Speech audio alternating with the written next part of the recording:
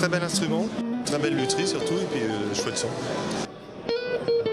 Je ne m'attendais pas à ce son-là, vu qu'on est sur une guitare qui pour moi s'apparente plus à une guitare sèche, contrairement aux guitares de jazz qui sont d'une conception, on va dire, différente. Donc très belle impression. Être surpris ou même séduit par l'instrument, ce passionné de guitare est justement venu pour ça. Le salon de la lutherie d'Issoudun est l'un des plus renommés. Chaque année, la liste d'attente est longue pour les luthiers voulant y participer.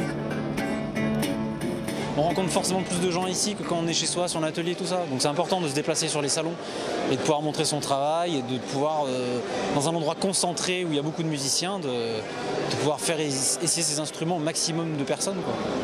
Ici, les jeunes fabricants côtoient les plus grands noms. Franck Cheval, par exemple, bientôt 700 guitares à son actif. Parmi ses clients, Francis Cabrel ou Johnny Hallyday.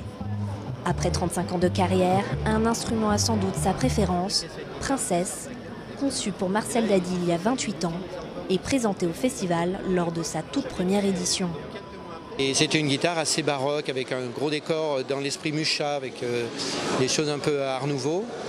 Et puis cette guitare avait interpellé Francis Cabrel qui était venu après me voir. Donc c'était une guitare aussi charnière pour mon travail de luthier. Voilà, ça a été une période importante. Le festival de guitare d'Issoudun se termine ce soir. Au programme, une série de concerts en hommage à son créateur Marcel Dady, 20 ans après le décès de ce guitariste virtuose.